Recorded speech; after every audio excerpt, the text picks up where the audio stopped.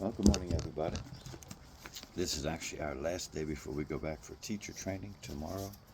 So it's kind of a celebration and and a sadness at the same time. Summer's over almost, for us as teachers anyway. But on the calendar, summer's still here. So we still look forward to some activities this summer, but also looking forward to some new opportunities at school to reach the young people and to see what God has in store for us. But I want to share today from the book of Revelation. Um, to stay hot. Stay hot. Don't get lazy. Don't get lukewarm. Don't settle into routines too often. In this world, we've got to stay in tune with God and how God's moving. And sometimes He moves in ways that we don't expect. But as we stay in His Word, His actions won't be unexpected. So let's read from Revelation 3. I'm reading from verse 15 and following. Jesus is talking to the church in Laodicea. And he says, I know your works, that you are neither cold nor hot. I could wish you were cold or hot. So then, because you are lukewarm and neither cold nor hot, I will vomit you out of my mouth. Because you say I'm rich and have become wealthy and have need of nothing. Think about that. Think about that today. Many of us only go to God when we need things. We're calm. We're content. Sometimes we think we've obtained all these things on our own until something happens, until an illness, a death in the family, a car accident, an emergency at home, flood, a disaster, hurricane, whatever it might be. And then we start pleading with God. Then we start asking God, oh, God, help. But we find ourselves out of touch because we haven't been in touch with Him.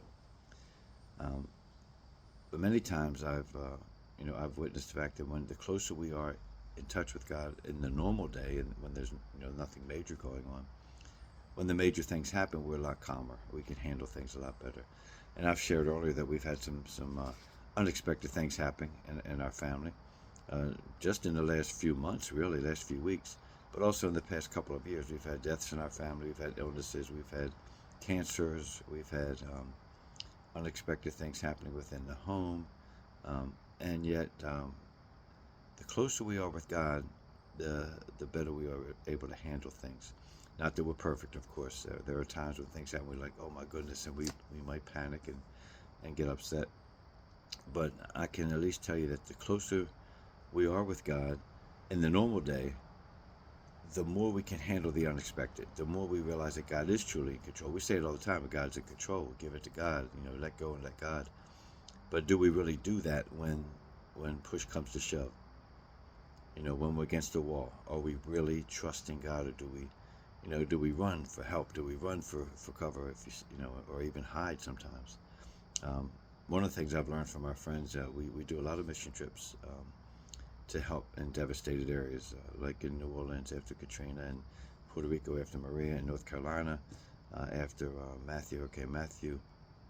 One thing I've learned from the people there is that their faith in God is so tremendous. They are always talking about how blessed they are. They serve us. We're going there to serve them, and they serve us so well. They feed us, they house us, they pray for us. They do so much for us to a point where when I come home, I feel guilty that I haven't served them well enough because they've done so much for me.